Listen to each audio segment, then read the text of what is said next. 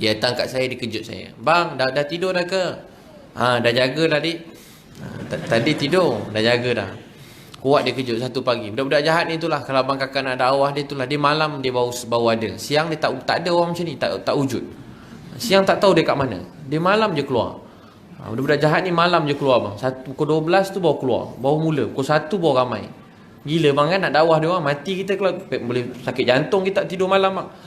Satu pagi baru penuh. Datang pukul 11 awal lagi bang. Pergi kelab dakwah dia orang pukul 11 tak ada orang lagi. Tak ada orang kat kelab. Sampai pukul 12 baru penuh pintu kelab tu.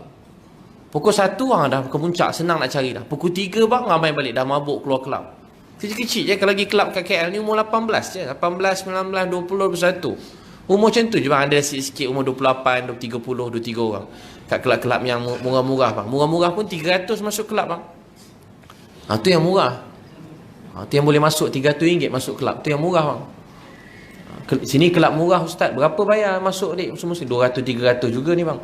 200, 300 bang. Kelab murah. Lebih kurang gitu. Saya pun tak tahulah. Dia orang keluar. Budak-budak muda remaja perempuan. Baik-baik dia. Kalau pergi nasihat baik-baik. Pakai sikit-sikit je. Pakai seluar kecil je. Pakai apa? Pakai jaring je kat kaki bang. Jangan bayangkan pula bang. Pakai jaring je. Baju pun berjaring-jaring je semua. Tak tahulah baju. Jala katnya Bawa baju, buat seluar. Tak ada. Budak-budak. Saya tengok dia orang, saya selalu macam kesian. Sebiji macam anak-anak saya kat rumah semua sekali. Kesian dia orang ni kan. Abang kakak. Nak pergi mana sangat dunia ni? Apa sangat dunia ni? Lebih-lebih pun makan banyak tu juga. Lebih-lebih pun esok kahwin seorang juga. Bukan boleh semua sekali. Tu boleh begitu. Apa-apa sudah lebih sangat begitu je hidup ni. Nak apa sangat hidup ni? Betul tak bang? Memang begitu je hidup. Tahu tak apa jadi budak tadi? Saya pun jadi kata bang. Dia kejut saya satu pagi kat masjid. Lepas dia kejut saya, bang saya jahat bang. Wah kau muka comel jahat. Saya jahat bang. Jahat apa? Saya ringkaskan Dia bawa saya pergi bilik air. Buat apa dik? Tunjukkan bilik air, ambil beg. Dalam beg tu ada dadah. Wah dik, ini bukan jahat sikit dik. Ini bodoh, jahat semua ada dik.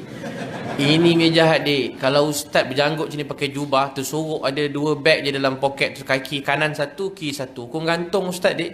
Mati ustaz, kenapa kau buat kerja macam ni dik? Saya cakap kat dia. Dia pun bang, jangan beritahu orang bang kan. Dah abang cakap saya jahat ke tak jahat, tak jahat.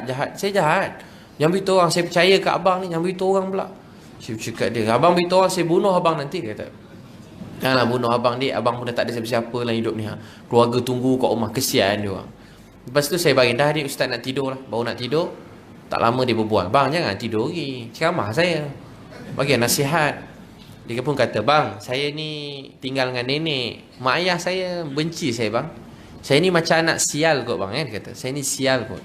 Mak bapak saya benci saya. Dari lahir tu tinggal saya. Nenek saya pun cakap, mungkin sebab kau ni sial katnya. Dia budak jahat bang. Kau ni sial katnya. Sebab tu mak bapak kau tinggal-tinggal, semua orang kawan dengan kau semua benci kau. Cikgu kau pun benci kau. Budak jahat bang. Degil. Orang tak boleh kawan lama, sekejap sakit hati dah. Nenek dia pun dah tak tahan cakap macam tu.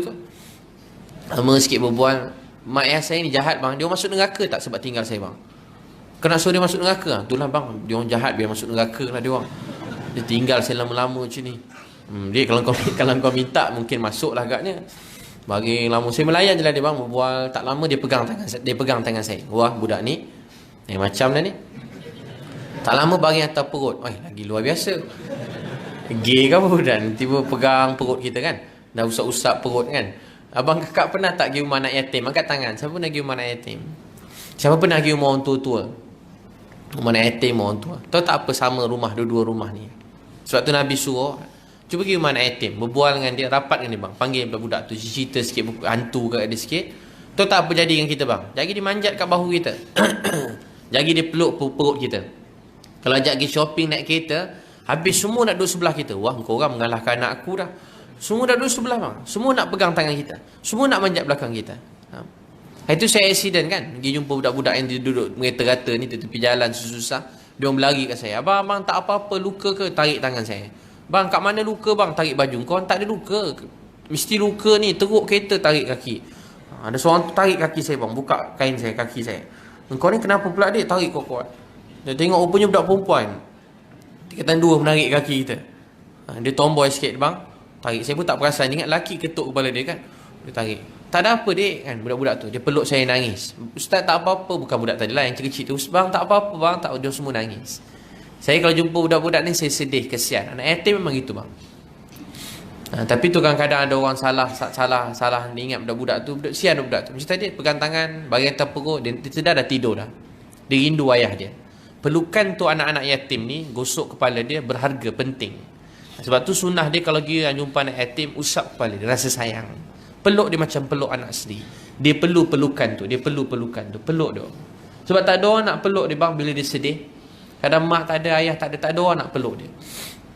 Lepas tu budak tu dia rapat dengan saya, dia tidur dah, saya pergi semayang, tak lama ikut saya belakang saya semayang, saya ajar dia semayang, saya nikaskan, saya bagi dia jubah, serban, saya nak balik KL, dia peluk saya. Abang, terima kasih ajar saya semayang, Quran semua, saya dah banyak berubah. Bang, abang nak balik dah ke? Dia dah bergenang mata nangis. Abang nak balik dah ke? Ha, adik, baliklah.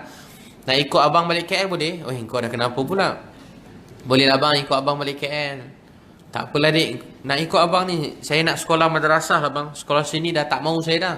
Abang hantar saya madrasah boleh? Ha, nanti abang fikirkan. Bang, boleh lah bang, saya bayar yuran, nanti saya hutang abang lah. Nanti dah besar saya bayar lah bang. Abang tulis lah hutang abang, boleh? Nanti saya dah kerja saya bayar. Sikit buat loan dengan abang lah. Baca madrasah. Bukan masalah tu dik, nanti abang fikirlah. Boleh abang, nanti saya kat sini abang cakap tadi kena jual dadah, kena hukum gantung nanti bang.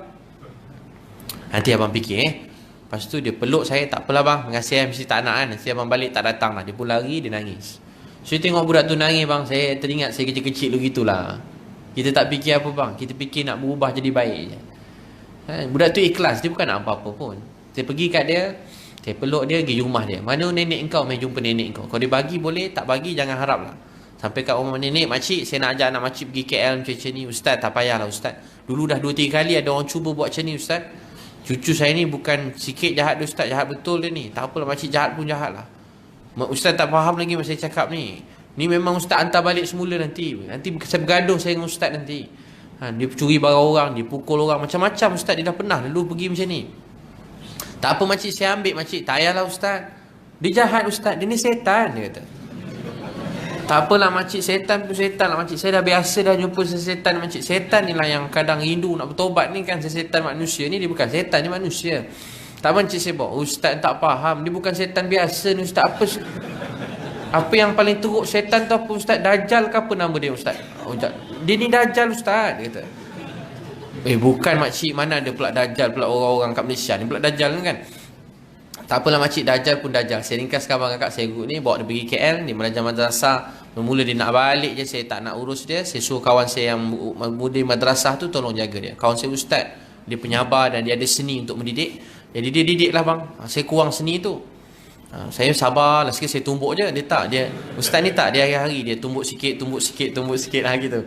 Dia rotan-rotan sikit. Dia sayang, bukan rotan belasah sampai macam bergaduh orang tua tu, gila pula namanya. Nak bergaduh budak-budak, rotan budak dengan rotan orang tua mana sama bang. Jangan belasah budak macam belasah orang tua. Apa jadi kat budak tu? Dah setahun saya jumpa dia, saya bayar yuran. Saya lama tak jumpa dia bang, setahun lebih.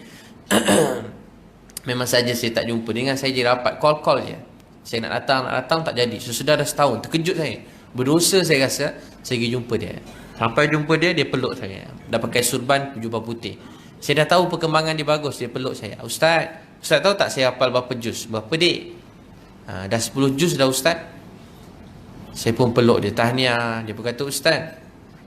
Dia saya makan dengan dia KFC kat tepi tu. Ustaz, saya rindu ustaz. Orang lain semua ada mak ayah dia datang seminggu sekali, 2 minggu sekali. Ustaz, saya kan tak ada siapa-siapa datang tengok saya. Ustaz, mak bapak saya memang benci kat saya ke? Saya rindu kat dia orang ustaz. Memang tak ada can ke saya nak jumpa mak bapak saya semula.